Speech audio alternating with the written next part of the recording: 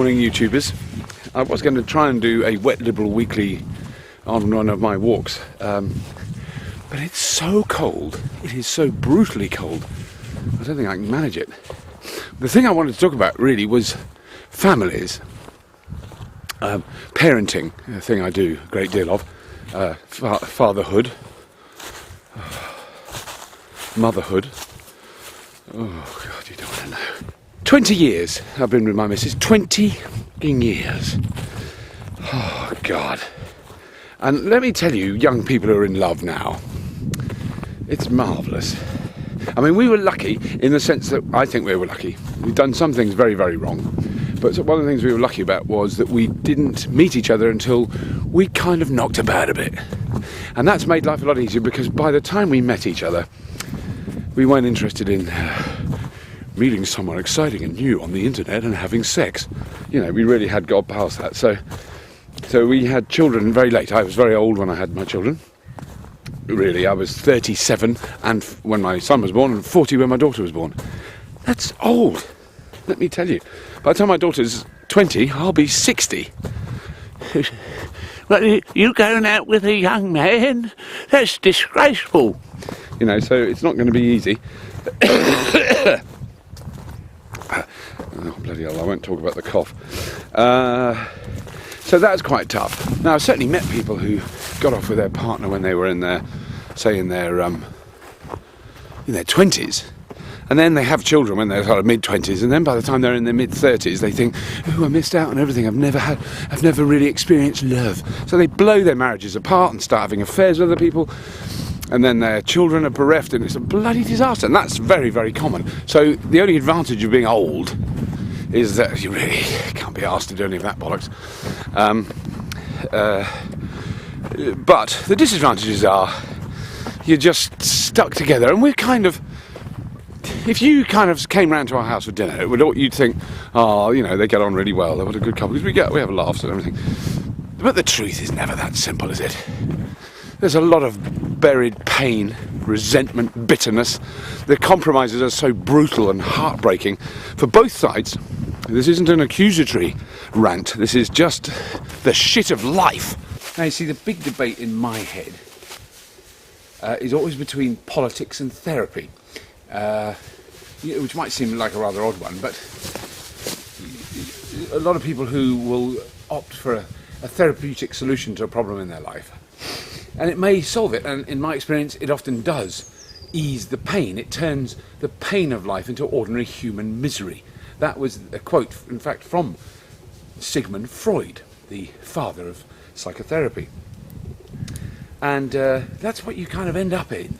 You end up in normal human misery. It's like a human winter, a perpetual human winter. It's not that pleasant, but it's not that bad. You know, it's not like suicidally grim. It's just a bit grey and flat. And you know, that's if you've lived a life of kind of high drama. If you've been a performer, for instance, like I have, then you tend to have a lot of highs and lows. And what happens as you get older and you therapize yourself into it, you therapize yourself into a sort of flat grey sameness. So there's no massive drama, there's no big huge traumatic event, but there's no huge high of joy either. You know, really, really good things are okay, and the really, really bad things are okay. And that's certainly a way of dealing with life. I think there's a lot to be said for it. There's a lot to be said for it. But on the other hand, I have this problem whereby you know, an individual can solve their own individual problem, but the problems of society as a whole remain. And with the middle classes busily therapeutising themselves, I know that isn't the right word, you know, a lot of the world's bigger problems remain completely unchanged. They're greyed over, they're kind of tolerated. And obviously what we need as a global society is fundamental, colossal change in attitudes and in the way we behave and relate to each other, and things like monetarism, you know, capitalism, you know, the financial structures that we've created around ourselves that have become accepted as the norm, sensible, normal things. Well, they've proved to fail. They've failed anyway. They've let us down. Capitalism doesn't work. No, it doesn't. It's shit. Yeah, for the last 20 years, we've gleefully been told by monetarists around the world, communism doesn't work. Look at the Soviet Union. Look what happened there. No, you're absolutely right. Communism doesn't work. But neither does fucking capitalism, you smug, besooted cunt. I mean, and so the compromises I've made in my life are colossal. They've been brutal. They've torn me in half.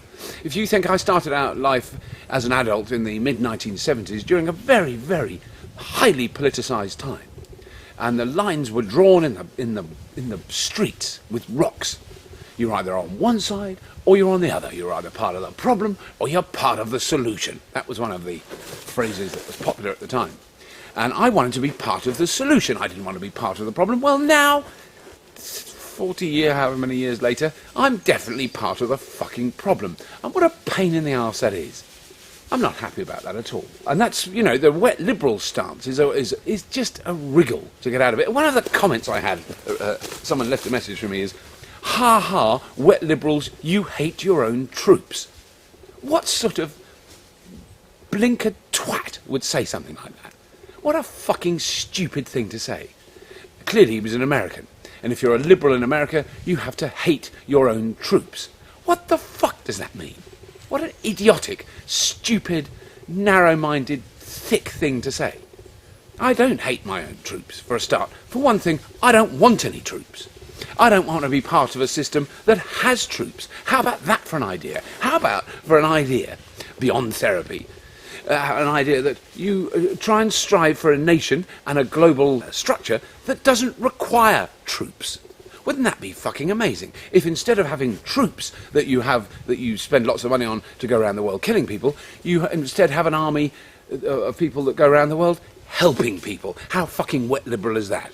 And that's one of the reasons I got very excited about the United Nations during the time of the Bosnian struggle, because it was the first time I'd seen soldiers doing something other than going around killing people. They were going around stopping people killing people. What an extraordinary thing to do. As you can imagine, YouTubers, I'm thinking about this rather obsessively.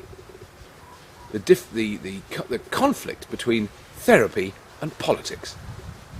It's a fascinating problem, and it's certainly not one I'm going to solve standing here in the woods, freezing my fucking arse off. So, YouTubers, I don't know how much of this I can use, but if you have been, thank you very much for watching.